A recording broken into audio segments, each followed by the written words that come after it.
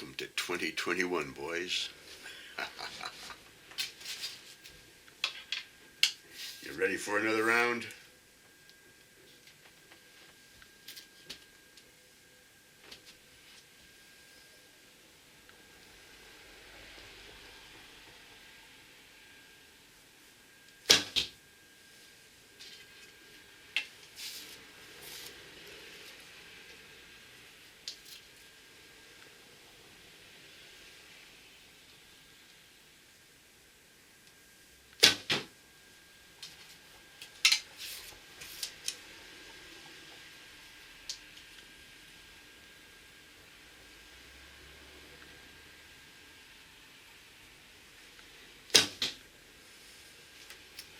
Okay, guys, welcome aboard. You know, this year I'm going to start shooting the recurved bow. Okay? Now, this is my dream catcher. I've got some 500 spined arrows here, all painted white so they're easy to see. Regular 125 grain points on them. I did shorten the arrow from 30.5 inches to 29.5. I cut an inch off it, and then I thought, no, I'm not going to do that. I don't need a stiffer arrow. The big thing about this bow that sets it apart from my English longbow or my American longbow is that it's center shot. That means that you can aim the arrow directly at the target. So, listen, if you can aim the arrow directly at the target, then draw directly at the target. You know, start where you finish. It's more efficient. So that's what I'm going to teach you, how to visually draw.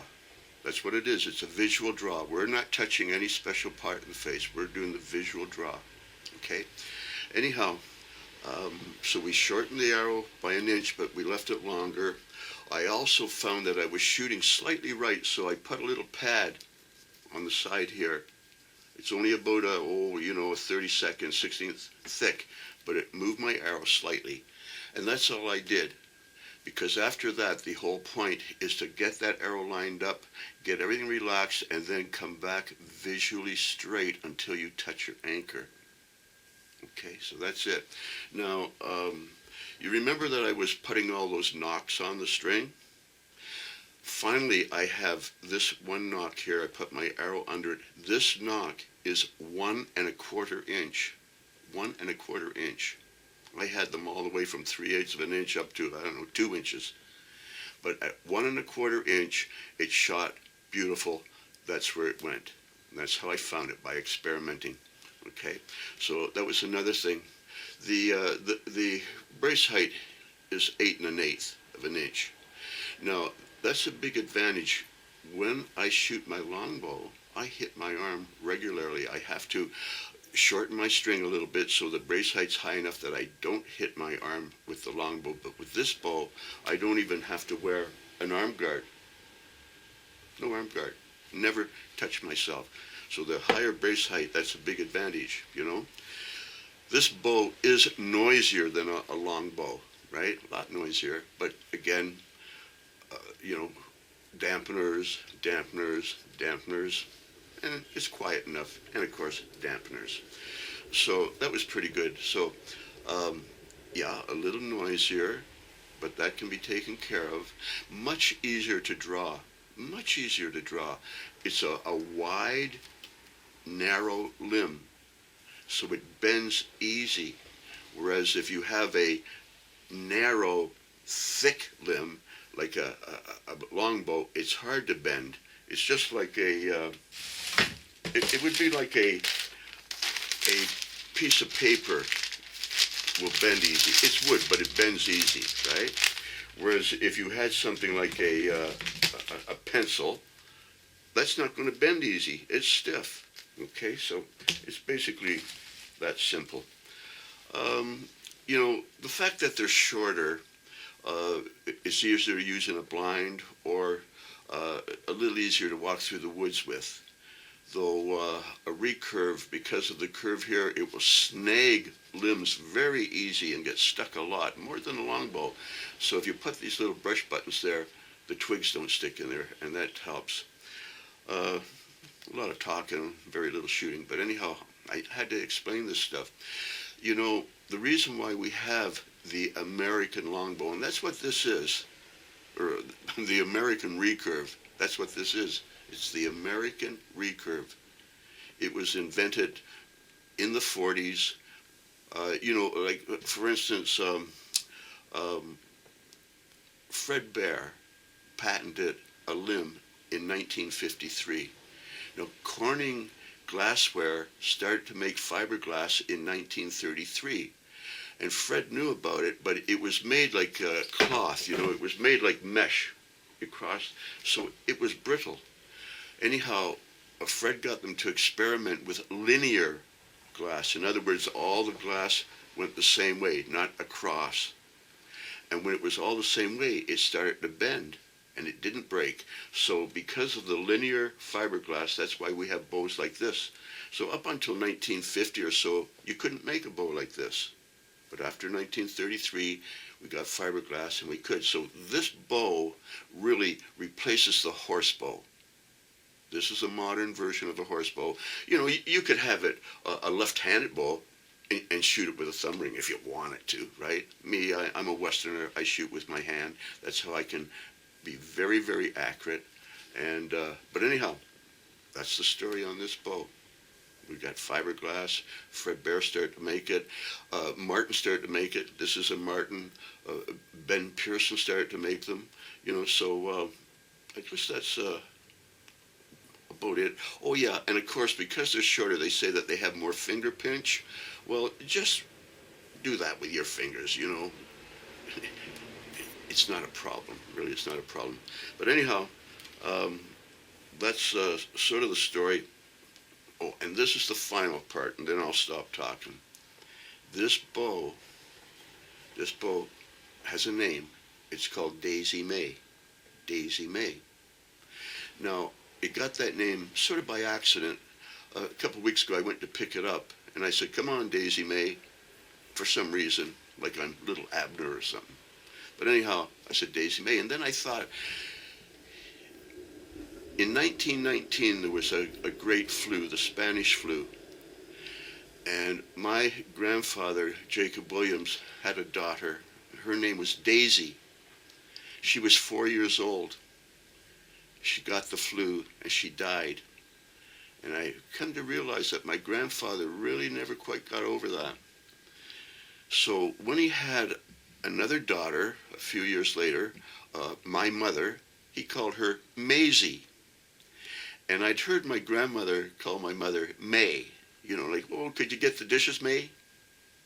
Anyhow, when I thought of Daisy, my little aunt that passed away, and my mother, of course, Maisie, or May, who's passed away, I thought that I would call this bow Daisy May, after my aunt and my mother. Okay? So anyhow, this is Daisy May. Get used to her, because we're going to be shooting. We're going to shoot a lot, and I'm going to teach you some real good stuff. Anyhow, we'll be back in a minute and for some more lessons. Okay, boys. Okay, my friends. A couple of shots.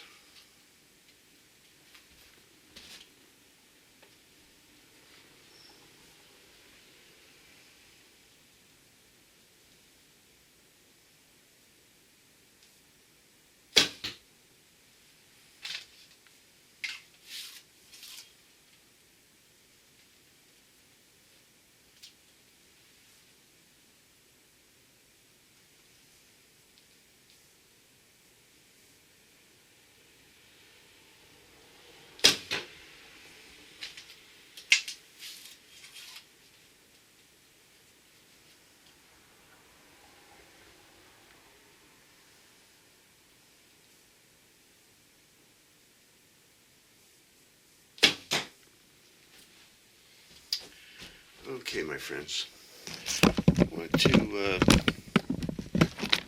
tell you one of the things that causes people to miss more than anything.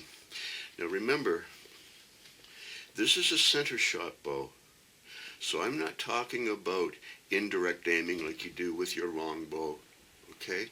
I'm talking about a center shot bow. Now, with a center shot bow, first of all, it is center shot. You can line up the arrow, okay?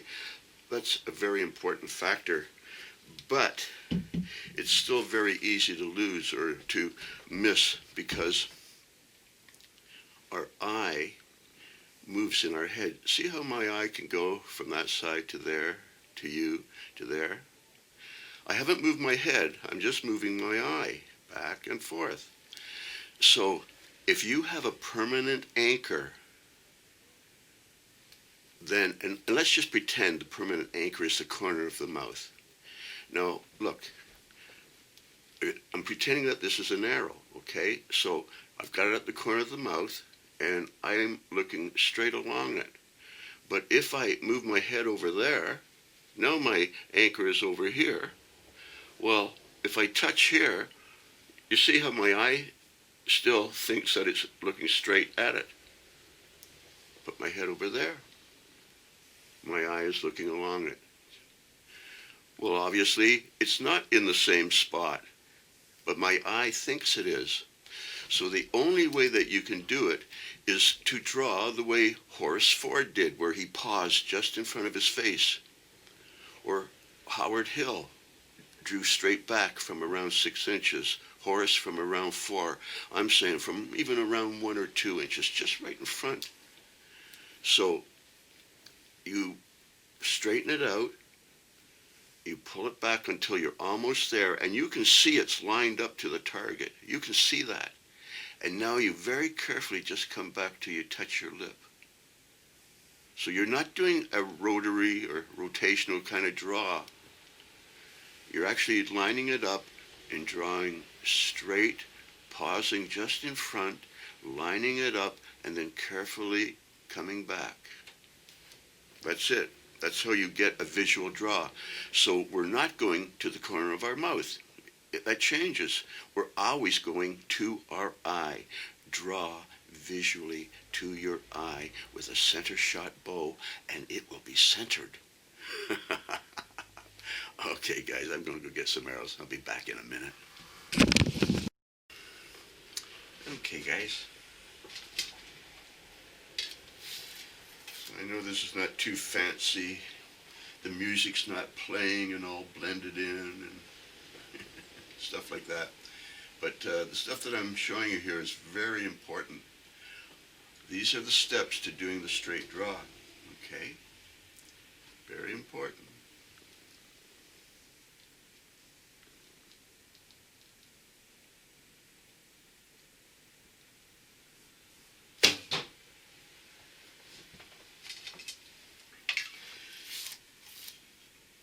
You have to do a tug and then straighten out your arms in the beginning. It's a definite step. I'll show you.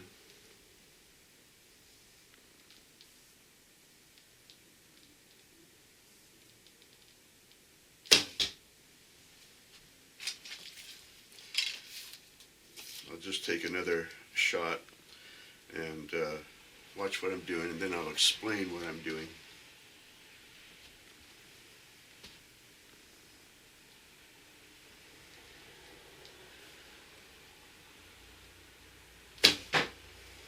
Okay, so there are steps to doing the straight draw. Now, the first thing that I want you to realize is that I have a hand movement. As soon as I tug and put tension on the bow, I really just sort of straighten my arms out like that. Okay, so that's it, that movement. Now, that gets me on the line initially. Of course, it won't be perfectly straight. It's still going to be a bit of an angle, but it's very close. So you have to put some tension on the bow. It doesn't take a lot, but some. When you put tension on the bow, now I can, you see how the arrow is lined up to my eye? So, first of all, we put the tip of the arrow right on the center line because we're lining up the arrow from the front to the back. First step, put the front on. So the tip is on. Now, when we put some tension on it, because the bow has tension, I can do that. You see how straight that is lined up to my eye? So that's a definite movement. It's a definite movement. I'm deliberately doing that. And then I can start to come back, you know? A little tension, and it'll just straighten out. And now I can come back until I get about an inch from my face and sort of relax, you know, and come back to my mouth and just let her go. Anyhow, that's another step. I'll be back in a minute, boys. Okay, my friends, so I moved the camera up a little bit so that you can see a bit better. You know, the very most important thing to shooting a center shot bow is arrow alignment. Center shot, align the arrow to the target. But also, you know, you need to have relaxed hands and not be torquing and twisting things. So one way that you can take tension from your fingers is do several small little draws, and each time you'll feel the tension start to go out of your fingers. When it's gone, then continue your draw. So see if you can see this.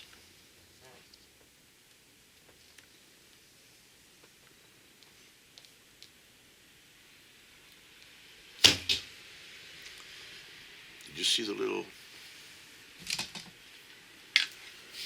It will actually remove the tension from your fingers.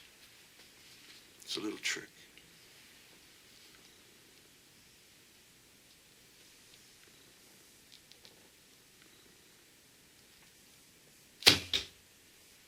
Okay, little tension.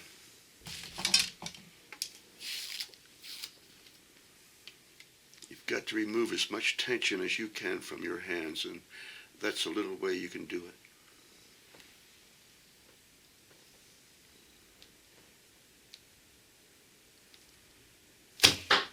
Okay, so that's a little thing now. One of the reasons that I showed you that was I was watching some women in about 1958 or so at the Olympics, and they were shooting recurved bows by this time. But two of them, when they got their arm back, they actually did this with their arm. I know that they were removing the tension from their arm. So that's what their coach had told them. I'm telling you something similar to that, you know? Just little tugs. You can feel that pressure go until it's just on your fingertips, and that's where you want it to be. Anyhow, I think that's enough for tonight, you know? I don't want to show you too much all at one time because you can't grasp it. The big thing tonight is we're shooting the recurved bow, Daisy May, and we're lining up that arrow and coming straight back from the pause, which is just in front of us, until we touch our lip. Okay? Anyhow, let's have a good year. Okay, boys.